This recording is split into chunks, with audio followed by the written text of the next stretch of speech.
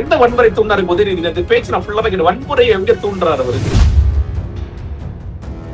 இது பேர் பழிவாங்கும் அரசியல். இந்த பழிவாங்கும் அரசியலுக்காக மக்கள் உங்களுக்கு வாக்களிச்சாங்களா?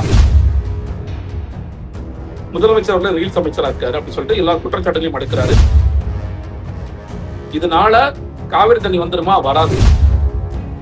12 மணி வரைக்கும் கைது செய்யக்கூடாதுன்னு சொல்லி சென்னை உயர்நீதிமன்றம் ஒரு உத்தரவு கொடுக்குறாங்க. என் பேச்சையும் மீறி நீங்க நடக்கிறீங்கன்னா, அப்ப கோர்ட்டை நீங்க அவமதிக்கிறதுக்கான ஒரு கடுமையான கேள்வி கேட்டுச்சுன்னா இந்த அரசாங்கம் என்ன செய்யும்? எல்லாவற்றுக்கும் டைவர்ஷன் டாக்டிக்ஸ் வச்சிருக்காங்க அப்படிங்கிறது ரொம்ப கேள்வி. வர முடியாத வழக்கு போட்டிருக்காங்க. அவர் சிறையில் தான் உதயநிதி இருக்கிறார்னா நாளைக்கு சட்டமன்றத்திற்குள்ள பெரிய அளவுக்கு அமளித்தபடி நடக்கும். அன்றாட அரசியல் நிகழ்வுகளை தொடர்ந்து விவாதித்து வரும் நமது நியூஸ் போக்கஸ் தமிழ் சேனலை மறக்காம சப்ஸ்கிரைப் செய்து இணைந்திருங்கள்.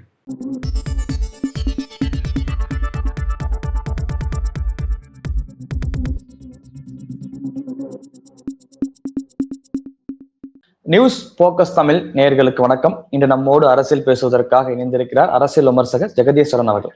வணக்கம் சார்.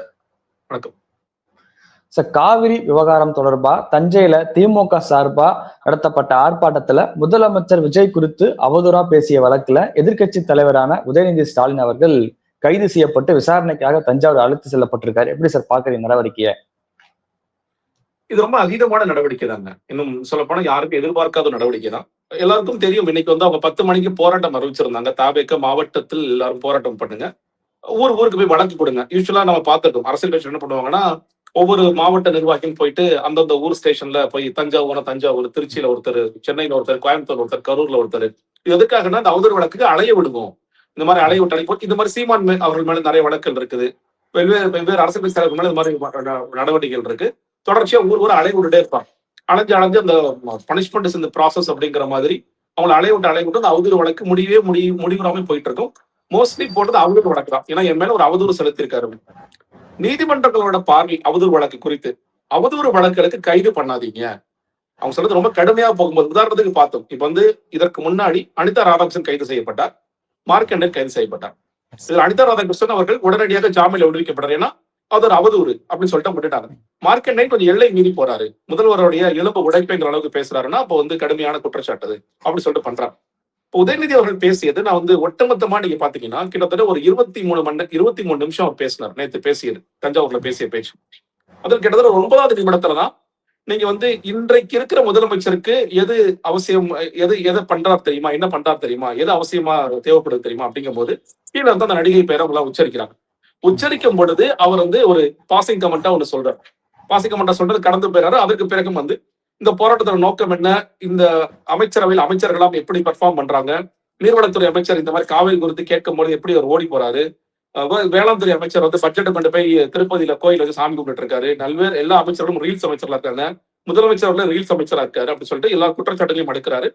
மிக முக்கியமாக 3 முக்கியமான விஷயங்களை சொல்லிட்டு பயிர்க்கடன் முழுமையாக தள்ளுபடி செய்யணும், அடுத்தபடியாக மேகதாதுவை கட்டவிடாம பார்த்துக்கணும், மூன்றாவதாக வறண்ட மாநிலங்களை அதாவது மாவட்டங்களை வறட்சிக்கு உட்பட்ட மாவட்டங்கள் அப்படிங்கிறது அறிவிக்கணும், டெல்டால இருக்கிற, ஏன்னா காவிரி தண்ணி கிடைக்காதனால அப்படிங்கிறதா அவருடைய இந்த போராட்டத்துக்கு மிக முக்கியமான நோக்கம். அந்த 23 நிமிஷம் பேசுனதுல மிஞ்சி போனா ஒரு 5 செகண்ட்ல 10 செகண்ட் நடந்த ஒரு நிகழ்வு இது. அதற்காக இது ஆதரிக்கப்பட நிச்சயமாக கண்டிக்கப்பட வேண்டியதான். ஏன்னா நீங்க ஒரு எதிர்கட்சி தலைவர், முதல்ல புரிஞ்சுக்கணும், நீங்க ஒரு எதிர்கட்சி தலைவர். நீங்க ஏதோ ஒரு எக்ஸன் வைக்க 3ஆம் தர நபர், திமுக இருக்கிற பேச ஒரு அவதூறு பேச்சாளர் இப்படிதான் பேசுவாரு அப்படின்னா இவருக்கு இதான் பொழப்புன்னு சொல்லிட்டு விட்டு போயிருவாங்க. எதிர்கட்சி தலைவர் சட்டமன்றத்துல நீங்க எதிர்கட்சிகளின் குரலாக நீங்கள் தான் ஒழிக்க வேண்டும் அப்படிங்கிறக்காக மக்கள் அந்த பொறுப்பு கொண்டு கொடுத்திருக்கிறாங்க. நீங்கள் பேசுவது யாருன்னு கேட்டீங்கன்னா முதலமைச்சர். உங்களுக்கு பிடிக்கல விஜய் அவர்களை நான் ஏத்துக்கலாம், மக்களுடைய தீர்ப்பது மதிச்சுதான் ஆகணும், வேற வழி இல்ல. நீங்க முதல்வரை என்ன கூப்பிட்டு ஆகணும். உங்களுக்கு உங்க ரூமுக்குள்ள என்ன வேணாலும் நீங்க பேசிக்கலாம், திட்டிக்கலாம், தனிப்பட்ட முறை என்ன வேணாலும் விமர்சனம் பண்ணலாம், அது வேற விஷயம். ஆனா ஒரு பொதுவெளின்னு போயிடுச்சுன்னா பொதுவெளியில முதலமைச்சருக்குரிய கண்ணியம்ங்கிறத நீங்களும் காப்பாற்றணும், எதிர்கட்சி தலைவர் கண்ணியத்தை நீங்க பர்சனலா காப்பாற்றணும். இது 2 தான் இருக்கு. அப்படி இருக்கும் பொழுது நீங்க இதை சொல்லி பேசிருக்க வேண்டியது இல்லை. நிச்சயமாக என்ன ஆயிடுதுன்னு கேட்டீங்கன்னா, ஏன்னா இப்ப பாருங்க, இந்த 3 முக்கியமான சிக்கல்கள் குறித்து எல்லாம் உதயநிதி பேசினார், அமைச்சரவை குறித்து பேசினார். இது எல்லாமே பின்னுக்கு தள்ளப்பட்டு இன்னைக்கு தலைப்புச் செய்திகள் எல்லாமே இன்னைக்கு என்ன, காவிரி போராட்டத்தில் முதல்வரை அவதூறாக பேசிய உதயநிதி ஸ்டாலின், காவிரி போராட்டத்திற்கு முதல்வரை அவதூறாக பேசிய உதயநிதி ஸ்டாலின் மீது வழக்கு பதிவு, அவர் மீது ஆர்ப்பாட்டம், இப்படித்தான் ஒட்டுமொத்த செய்திகளும் போச்சே தவிர தண்ணி வந்துச்சா? தண்ணி வரல. மேகதாது அணை குறித்து நம்ம ஏதோ பேசிக்கிட்டு இருந்தோம், கொஞ்சம் பேசுறோமா, ஸ்டாப் பண்ணிட்டோம். காவிரியில வந்து வெளிக்கொண்டுள்ள பாயிண்ட் ரீச் ஆயிடுச்சு, பட் அது தண்ணி போதுமா? நிச்சயமா போதாது. காவிரிக்கு ஒரு வழக்கு தொடுத்துருக்காங்க. அந்த வழக்குல உச்சநீதிமன்றத்துல நம்மளுடைய தாவேக அரசு நிர்வாகம் அரசு வழக்குல ஒழுங்கா வாதாடுவாங்களா? நமக்கு தெரியாது. திமுக வழக்கு போட்டாங்களா? அந்த வழக்கு என்னாச்சு, நடக்குதா நடக்கலையா தெரியாது. மக்களுடைய எல்லா பிரச்சனைகளும் பின்னுக்கு தள்ளப்பட்டு முழுக்க முழுக்க இது பிரதானமா ஆயிடுச்சு. சரி, அவர் ஒரு தவறு செஞ்சுட்டாரு, இது நடந்துருச்சுன்னா அதற்கு அடுத்தபடியாக விஜய் அவர்கள் என்ன சொல்றாருன்னா, மக்கள் எல்லாரும் நீங்க பைத்தியக்காரங்க தானே, நீங்க எல்லாம் எதற்காக இதெல்லாம் பத்தி எல்லாம் யோசிக்கிறீங்க? அவர் ஒரு வேலை செஞ்சானா அதை விட ஜாஸ்தியா நான் ஒரு வேலை செய்யறேன். நான் உடனடியாக அவசரமாக நான் உதயநிதியை கைது பண்றேன் பாரு அப்படின்னு சொல்கின்ற இந்த எதிர்கட்சி அரசியல் இது பேர் வன்ம அரசியல். இந்த வன்ம அரசியல் என்பது மக்களுக்கு எந்த விதத்திலாவது கை கொடுக்குமான்னு கேட்டீங்கன்னா நிச்சயமா கை கொடுக்காது. அவரோட ரசிகர்களை குஷிப்படுத்தும். இன்டர்நெட்ல ஃபயர் விடுவாங்கலாம், பாத்தியா உதயநிதியை தூக்கிடுமா, எப்படி நாங்கெல்லாம் யாருன்னு பாத்தியா, அன்னைக்கு ஜெயலலிதா அம்மாவே பண்ணாதது, அன்னைக்கு கலைஞர், இப்படி எல்லாம் நிறைய கதையெல்லாம் விடுவாங்க. ஆனா இதனால காவிரி தண்ணி வந்துருமா? வராது. 10 பைசா பிரயோஜனம் இருக்கா? பிரயோஜனம் இல்லை. நாளைக்கு நடக்க போற பட்ஜெட்டுக்கு எந்த வகையாவது உதவுமா?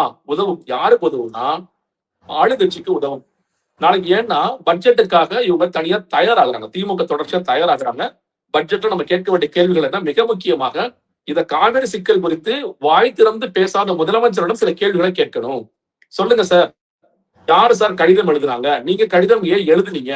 கடிதம் எழுதுனீங்கன்னா எதை பத்தி பேசுறீங்க? டி கே சிவகுமார்ட்ட போனீங்க, இல்ல போக முயற்சி பண்ணீங்க அப்படிங்கிற சில முக்கியமான கேள்விகளை நாளைக்கு எழுப்புறதா இருந்துச்சு. இப்போ இந்த இடத்துல என்ன கேள்வி அப்படின்னா, நாளைக்கு தாவேக அரசுடைய முதல் பட்ஜெட் கூட்டத்தொடர் வந்து நடக்க இருக்கு.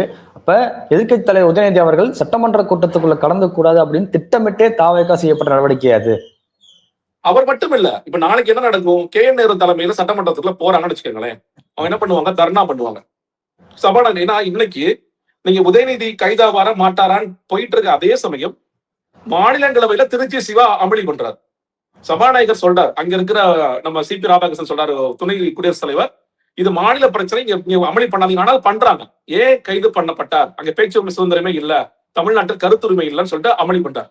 அப்போ இன்னும் சொல்ல போனா டெல்லியிலேயே அமளி பண்றாங்கன்னா நாளைக்கு சட்டமன்றத்திற்குள்ள பெரிய அளவுக்கு அமளி துமளி நடக்கும், நிச்சயமாக நடக்கும். உதயநிதி அவர்கள் ஒருவேளை நீங்க இப்ப போயிட்டு இருக்காரு, ஜாமீன் கிடைக்கல, பிணையில் வர முடியாத வழக்கு தான் போட்டிருக்காங்க. ஏன் அந்த வழக்கு போட்டாங்கன்னு தெரியல, பிணையில் வர முடியாத வழக்கு போட்டிருக்காங்க.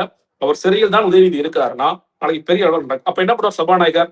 அமைதியா இருங்க, அமைதியா இருங்க, அமைதியா இருங்கன்னு சொல்லி பார்ப்பார். அப்படி இல்லையா, டக்குனு எந்திரிச்சு என்ன பண்ணுவார்? அவை முன்னவர் செங்கோட்டையன் இவர்களை எல்லாம் ஏன் வெளியே அனுப்பக்கூடாது, நான் வந்து முதலமைச்சர் சார்பாக கேட்டுக்கொள்கின்றேன், தாவேக அரசு சார்பாக கேட்டுக்கொள்ளுங்க, ஏதாவது சொன்னாருன்னா டக்குனு என்ன பண்ணுவாங்க? வெளியே போங்கன்னு சொல்லுவாங்க. இல்ல பாஜக நடவடிக்கையை அப்படியே தாவேக வந்து ஃபாலோ பண்றாங்களா? அப்படியே ஃபாலோ பண்றது. அவை காவலர்களை கூப்பிட்டு இவங்க எல்லாம் தூக்கிட்டு போங்க, குண்டு கட்டா தூக்கி வெளியே போடுங்க. இப்போ போன செஷன்ல நீங்க என்ன சொன்னீங்க? நாங்க எந்திரிச்சு பதில் சொல்றதுக்கு முன்னாடி திருச்சி ஓடிட்டீங்கிறீங்க. இப்ப நீங்க செய்யறதுக்கு பேர் என்ன அரசியல்?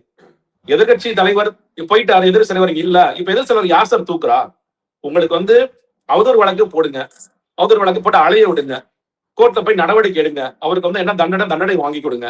ஆனா என்ன 9 பிரிவுல வழக்கு போட்டிருக்காங்க, வன்முறையை தூண்டும் வழக்கு. என்ன வன்முறை தூண்டாரு உதயநிதி? பேச்சு நான் ஃபுல்லா கேட்டு, வன்முறையை எங்க தூண்டுறாரு அவரு? நீங்க வந்து அட்லீஸ்ட் அந்த முன்னாள் அந்த எம்எல்ஏ கூட நான் எழும்ப உடப்பே வன்முறை விஷயமா இருக்கு, நானே சொல்றேன், அவர் கைதுதான் பண்ணணும், வழியே கிடையாது. உதயநிதி பேசல வன்முறை. சரி, பெண்களை ஆபாசமா, பெண்களை எங்க ஆபாசமா பேசினார் அவரு?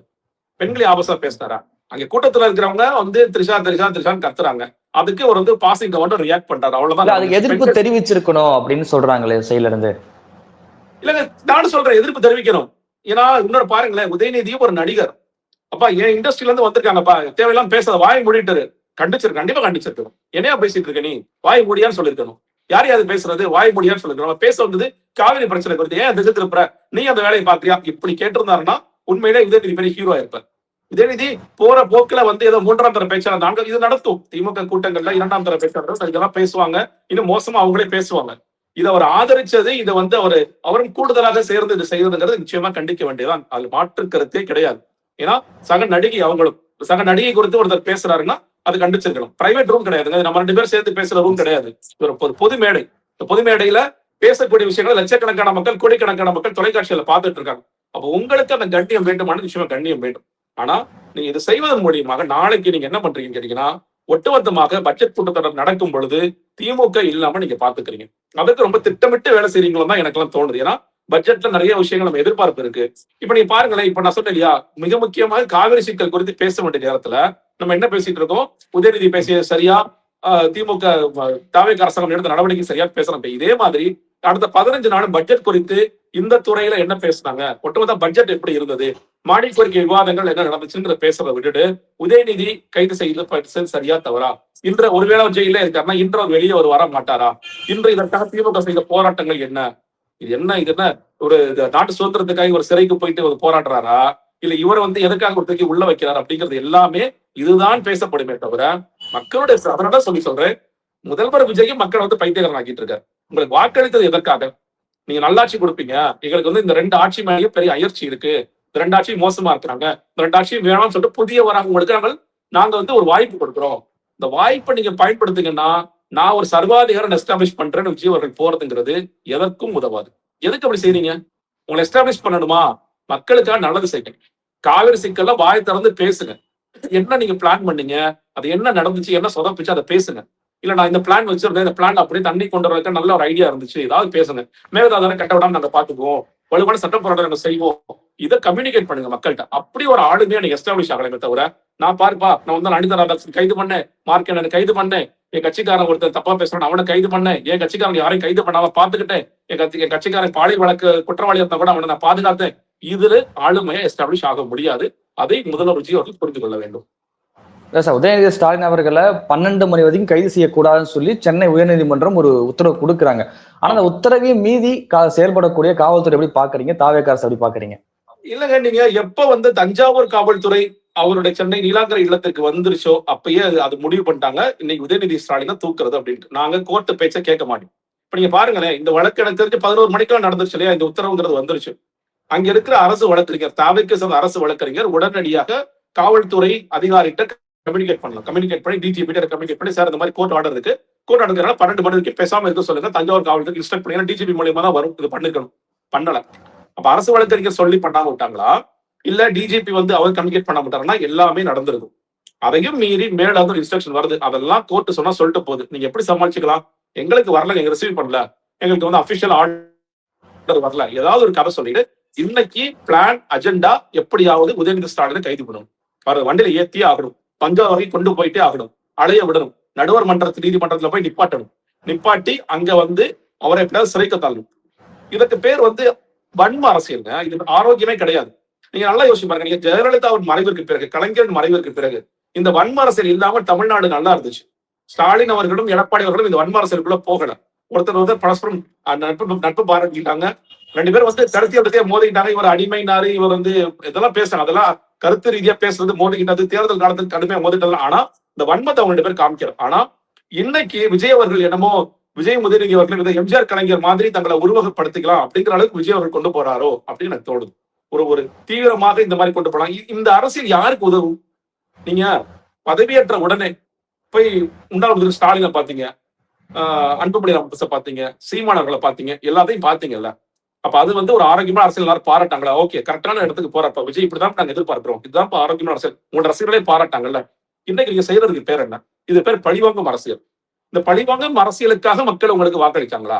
இதை செய்யுங்க சார். முதல் 3 மாசம் நான் என்னப்பா செய்யணும் சார்? ஊழல் இல்லாத ஆட்சி கொடுங்க, நல்ல நிர்வாகத்தை கொடுங்க, மக்களுக்கு குடிநீர் பஞ்சம் இல்லாம பாத்துக்கங்க, நிறைய சிவிக் இஷ்யூஸ் இருக்கு, அதெல்லாம் பாருங்க. நீங்க தான் இந்த துறையை நீங்க வச்சிருக்கிறீங்க, அப்ப அதெல்லாம் பாருங்க. அது முக்கியமா? அதை விட்டுட்டு நான் அனிதா ராதாகிருஷ்ணன் கைது பண்ணேன், மார்க்கெட் கைது பண்ணேன், உச்சபட்சமா உதயநிதியே கைது பண்ணிட்டேன், இதெல்லாம் வரலாறா? வரலாறு எழுதுனா உங்களுக்கு என்ன கிடைக்கும்? இந்த லெகசில என்ன நீங்க விட்டுட்டு போன்னு நினைக்கிறீங்க? விஜய் அவர்கள் ஒரு சர்வாதிகார இயக்க முயற்சி செய்தார், அது நடந்துதான் நடக்கல என்று தெரியவில்லை, இப்படித்தானே எழுதப்படும். இப்ப நீங்க அந்த வன்மத்தை மறுபடியும் கொண்டு வர்றீங்க. கோர்ட் ஆர்டர் இருந்துச்சுன்னா கோர்ட் ஆர்டரை மதிச்சு வெயிட் பண்ணிருக்கணும். வெயிட் பண்ணி கோர்ட் என்ன சொல்றதோ அதை பார்த்துட்டு வழக்கு மத்தியானம் விசாரிக்கணும்னு சொல்லிருக்காங்க. இப்போ ஒருவேளை கோர்ட் இப்படி சொல்றது, ஆர்டரை மீறி நீ பண்றீங்களா, அவரை ரிலீஸ் பண்ணுன்னு சொன்னிச்சுன்னா என்ன பண்ணுவீங்க நீங்க? அப்ப ஏற்கனவே பல வழக்குகளையும் நீங்க உங்களோட தோல்வி நடந்துகிட்டே இருக்கு. எல்லா வழக்குகளையும் இது வரைக்கும் தாவேக அரசாங்கம் வழக்கறிஞர்கள் ரொம்ப போராட வழக்கறிஞர் எனக்கே தெரியும். நீங்க அது பப்ளிக் ப்ராசிக்யூட்டர் போட்ட ஆட்கள் எல்லாரும் மோசமான ஆட்கள், எதற்குமே எந்த எக்ஸ்பீரியன்ஸும் இல்லாம பெரிய வழக்குகளை சந்திக்காத நபர்கள். இப்ப அந்த நபர்களை வச்சு நீங்க அரசுக்கான எல்லா வழக்குகளும் நீங்க வாதாட்டுறீங்க. அப்படிங்கும் போது கோர்ட் இப்படி ஆர்டர் சொல்லுது, 11 மணிக்கு நான் சொன்ன என் பேச்சையும் மீறி நீங்க நடக்கிறீங்கன்னா அப்ப கோர்ட்டை நீங்க அவமதிக்கிறதுக்கான ஒரு கடுமையான கேள்வி கேட்டுச்சுன்னா இந்த அரசாங்கம் என்ன செய்யும்? அதே மாதிரி இப்ப நீங்க நடுவர் நீதிமன்றம் தஞ்சாவூர் போயிட்டு, ஏன்னா திமுக சட்ட போராட்டம் நமக்கு தெரியும், கடுமையா சட்ட போராட்டம் பண்ணுவாங்க. அந்த சட்ட போராட்டத்துல நீங்க வந்து தோக்குறீங்கன்னா அது உங்களுக்கு அசிங்கம் இல்லையா? இது தேவையில்லாத விஷயம் இல்லையா உங்களுக்கு? நியாயமா என்ன செய்யணுமோ அதை செய்யுங்க. அந்த அவதூறுக்கு என்ன நடவடிக்கை எடுக்கணுமோ நடவடிக்கை எடுங்க. மக்கள் உங்களை பாராட்டுவாங்க. ஊழல் குறித்து கண்டிப்பா நடவடிக்கை எடுக்க மக்கள் பாராட்டுவாங்க. லஞ்சமே இல்லாத நிர்வாகத்தை கூட மக்கள் பாராட்டுவாங்க. ஆனா நான் பழிவாங்குற அரசியலுக்கு போறேன், வன்ம அரசியலுக்கு போறேன்னா இதை மக்கள் இதெல்லாம் வேணான்னு சொல்லிட்டு தான் உங்களுக்கு வாக்களிச்சிருக்கிறாங்க. இந்த கேடுகட்ட அரசியல் வேணாம்னு சொல்லியிருக்காங்க. ஆனா மறுபடியும் நான் அதான் செய்வேன், என்னோட ரசிகர்களுக்கு அதான் பிடிச்சிருக்கு, இன்டர்நெட்ல எழுதுற விர்ச்சுவல் வாரிசுல அதான் பிடிச்சிருக்குன்னு சொல்லி அவர்களுக்கான ஒரு அரசியலை நீங்க முன்னெடுத்தீங்கன்னா நீங்கள் மறுபடியும் வெற்றி பெறுவது தொடர்ச்சியா ரொம்ப கடினமா மாறிடும். இப்போ நீங்க குறிப்பிட்டது போல தமிழ்நாட்டுல வந்து காவிரி பிரச்சனை பெரும் பிரச்சனையா போயிட்டு இருக்கு.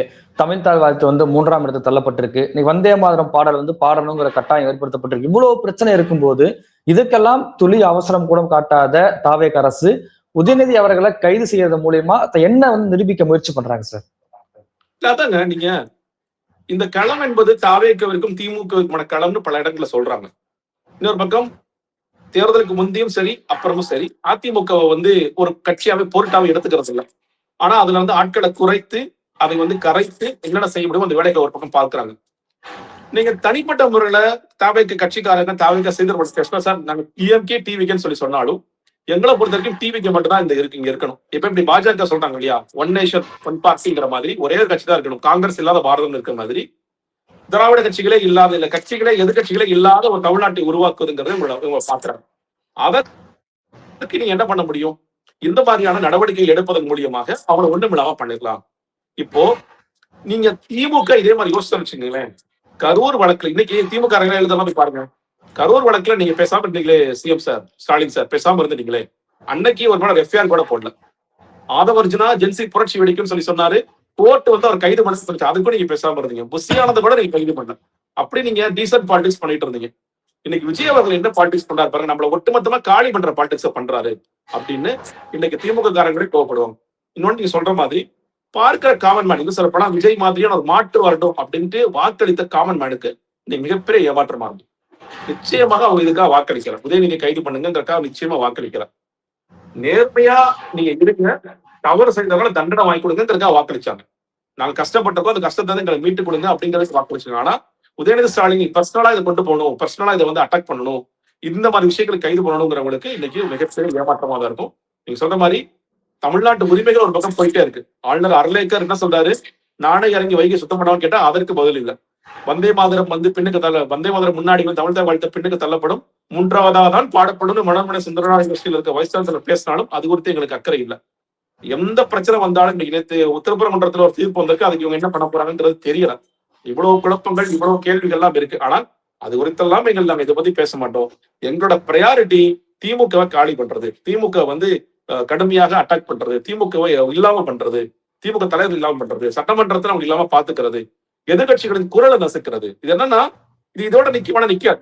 இவங்க வந்து இன்னொரு பாடம் சொல்லி தராங்க. எங்களை எதிர்த்து பேசுற விமர்சனம் வைக்கின்ற பத்திரிகையாளர்கள், அரசியல் விமர்சகர்கள், இவர்களுக்கும் ஒரு பாடம். நீங்க என்ன நினைச்சிட்டு இருந்தீங்க, நான் சாதாரண ஆட்களை தான் தூக்க உதயநிதியே நீங்க தூக்குறோம், உதயநிதியே தூக்குறோம்னா உங்களுக்கான பாடம் என்னன்னா நாளைக்கு எதிர்கட்சிகளோட வாய்ஸஸ் வந்து இல்லாத அளவுக்கு நாங்க பாத்துக்குவோம் அப்படிங்கிறாங்க. ஆனா இதற்கு பேர் என்ன தெரியுமா? விஜய் அவர்கள் சொன்ன பாசிசம் இதுதான். இவர் தான் சொன்னார், பாசிஸ்ட் ஆட்சி, நீங்க வந்து யாரையும் மதிக்கிறது இல்லை, யார் வேணாலும் எப்ப வேணாலும் கைது பண்ணுவாங்க அப்படிங்கிற ஒரு பாசிஸ்ட் ஆட்சி நடந்துட்டு இருக்கு. இதற்கு பேர் தான் சார் பாசிசம். இதற்கு பேர் தான் பாசிசம். அவதூறு வழக்கிற்கு அவதூறு வழக்கு மட்டும் போடாம கூடுதலாக வன்முறை தோன்ற வழக்கு, பொது அமைதிக்கு குந்தகம் விளைவிக்கிற வழக்கு, நீங்க வந்து பெண்களை ஆபாசமாக பேசுற வழக்கு, நீங்க என்னென்ன வழக்கு போடணும் அந்த வழக்கெல்லாம் போட்டீங்கன்னா இதற்கு பேர் தான் அப்பட்டமான பாசிசம். குறிப்பா இந்த கைதின் போதே உதயநிதி ஸ்டாலின் அவர்கள் என்ன குறிப்பிட்டார் அப்படின்னா, டைவர்ட் பாலிடிக்ஸ் வந்து ரொம்ப தீவிரமா செய்யறாங்க, எல்லாத்துலயும் மடைமாற்ற பாலிடிக்ஸ். காவிரி விவகாரம் போகுது, உடனே முதலமைச்சர் அவர்கள் வந்து மெட்ரோ வந்து பார்வையிடுறாரு. தொடர்ச்சி அந்த டைவர்ட் பாலிடிக்ஸ் ரொம்ப தீவிரமா எடுத்துட்டு போறாங்களா விஜய் அவர்கள்? இதை வச்சு இந்த 5 வருஷம் வந்து ஆட்சி நடத்த முடியுமா சார்? பொதுவாகவே அரசியல்வாதிகள் செய்யற ஒன்றுதான் அது. பாஜக, திமுக, அதிமுக எல்லாருமே பண்ணிருப்பாங்க. ஆனா இந்த அளவிற்கு மோசமாக செய்திருப்பார்களாங்கிறதான் கேள்வி. எல்லாவற்றுக்கும் டைவர்ஷன் டாக்டிக்ஸ் வச்சிருக்காங்க அப்படிங்கிறது ரொம்ப கேள்வி. அதற்கு ஊடகங்களும் துணை போறாங்கிறது இன்னொரு பேர். அவ்வளவு அது நடந்துகிட்டே இருக்கு. நீங்க பாருங்க, என்ன சொல்றேன் இல்லையா, எல்லாருமே இன்னைக்கு நம்ம என்ன டிஸ்கஸ் பண்ணிருப்போம். நம்ம ஜென்ரலா இப்ப இந்த டிபேட்ல நீங்க என்ன கேட்டிருப்பீங்க சார், நாளைக்கு பட்ஜெட் வருது, பட்ஜெட்ல என்னென்னலாம் நடக்கும், பட்ஜெட்ல வந்து புதிய துறைகளுக்கான ஒதுக்கீடுகள் இருக்குமா, தேர்தல் அறிக்கையில வந்து ஏதாவது சொன்ன விஷயங்கள் செய்வாங்களா, அதுக்கான பணம் போதுமா, நம்ம வந்து கடன் வாங்காம சமாளிக்க முடியுமா, இதான் நம்ம பேசியிருப்போம். இது ரொம்ப ஆரோக்கியமான விஷயம் இல்ல. அப்ப பொதுமக்களோட பார்வையில ஜெகதீஸ்வரன் பேசுறாரு, அஜித் ஜெகதீஸ்வரன் பேசும்பொழுது நாளைக்கு பட்ஜெட் இதெல்லாம் வரும் வராதுன்னு பேசுவோம், இதானே எதிர்பார்ப்பாங்க. ஆனா நம்ம இங்க என்ன பேசிட்டு இருக்கோம், இன்னைக்கு என்ன பேசிட்டு இருக்கோம், உதயநிதி ஸ்டாலின் கைது செய்து சரியா தவறான்னு பேசுறோம். இது அப்பட்டமான டைவர்ஷன், நம்மளே பேச வைக்கிறாங்க. அதான் இங்க சிக்கல். இது நம்ம பேசிட்டு ஆக வேண்டிய கட்டாயத்துல இருக்கும். கம்ப்ளீட்டா டைவர்ட் பண்றாரு விஜய் அவர்கள். பேச வேண்டிய விஷயங்களை பேசும். இதற்கு சரி, இதுக்கு முன்னாடி என்ன பேசிட்டு இருந்தோம், காவேரி கூட தீவிரமா பேசிட்டு இருந்தோம். இன்னைக்கு பாருங்களேன், வெளிகண்டுல தண்ணீர் ரீச் ஆயிருக்கு, அவ்வளவுதான். இன்னுமே இந்த தாவேக்கால இருக்கிற, நான் தற்கொலைகள்ங்கிற வார்த்தையை பயன்படுத்தல, அறிவாளிகள் உண்மையிலே சொல்றேன், அவங்களுக்கு இன்னுமே காவிரி சிக்கல் குறித்து ஒண்ணுமே புரிதலே இல்ல. வெளிக்கடல தண்ணீர் ரீச் ஆயிட்டாலே ஒட்டுமொத்த தண்ணீர் வந்து விவசாயம் எல்லாம் செழிச்சு அப்படியே பூத்து குலுங்கின மாதிரியான காட்சி கொடுத்து உள்ள போயிடுறாங்க. இப்பயும் நான் சொல்றேங்க, பேஞ்ச மழையில 40 டிஎம்சி தண்ணி எல்லாம் வராது. 4 டிஎம்சிக்கே நம்ம இன்னும் பாடுபட்டு இருக்கோம். குறுவை காலி ஆயிடுச்சு, சம்பா அடுத்து காலி ஆக போகுது. அந்த அளவுக்கு மோசமா இருக்கு. மழை கொட்டணும், காவிரியில மழை கொட்டணும், நம்ம ஊர்ல மழை கொட்டணும். மழை கொட்டினாதான் நம்மளால பழைக்க முடியுங்கிற நிலைமை இருக்கு. ஆனா இவர்கள் எதுவுமே புரியாம பிலிகொண்டல தண்ணி ரீச் ஆயிடுச்சுங்கிறது, இன்னும் சொல்ல போனா ஊடகங்கள் கூட துணை போறாங்க. பிலிகொண்டல தண்ணி ரீச் ஆயிடுச்சு, பிரச்சனை முடியலங்க, பிரச்சனை இன்னும் மோசமாயிட்டு இருக்கு. அது குறித்து நம்ம தீவிரமா பேச, அது குறித்து சட்டமன்றத்துல பெருசா கேள்வி எழுப்பி இருக்கணும். சட்ட போராட்டத்துல நீங்க என்ன செய்ய போறீங்க, ஜூன் மாசம் ஜூலை மாசம், ஏன் ஜூலை மாசமே நீங்க வழக்கு தொடுக்கல, சட்ட போராட்டத்தை முன்னாடியே செஞ்சிருக்கணும்ல, ஜனநாயகன் படத்துக்காக வெயிட் பண்ணிட்டு இருந்தீங்களா அப்படிங்கிற கேள்விகளை நாளைக்கு கேட்க வேண்டிய, உங்களை ப்ரையாரிட்டி எது அப்படிங்கிற கேள்விகளை நம்ம கேட்டிருக்க வேண்டிய நேரம் இது. பட் நம்ம என்ன பேசிட்டு இருக்கோம், சம்பந்தமே இல்லாத ஒன்றை பேசிட்டு இருக்கோம். அது காரணம் இன்றைய தாவேக அரசாக இருக்கிறது. டைவர்சிட்டி டாக்டிக்ஸ் ரொம்ப அழகா பண்றாங்க, அதற்கு ஊடகங்களும் துணை போறாங்க. ஊடகங்கள் இந்த கேள்விகள் தொடர்ச்சியாக கேள்வி எழுப்ப வேண்டிய நேரம், மெயின் ஸ்ட்ரீம் மீடியா வந்து கேள்வி எழுப்பணும். இந்த நேரத்தில் இது செய்ய வேண்டிய அவசியம் என்ன, பட்ஜெட்டுக்காக இது செய்கிறீர்களா அல்லது காவிரி மடைமாற்றுறதுக்காக செய்கிறீர்களாங்கிறத ஊடகங்களே கேள்வி எழுப்பணும் நான் பார்க்கிறேன். சார், இவ்வளவு நேரம் நிகழ்வில் கலந்து கொண்டு பல்வேறு கருத்துக்களை நமக்கு நன்றி சார்.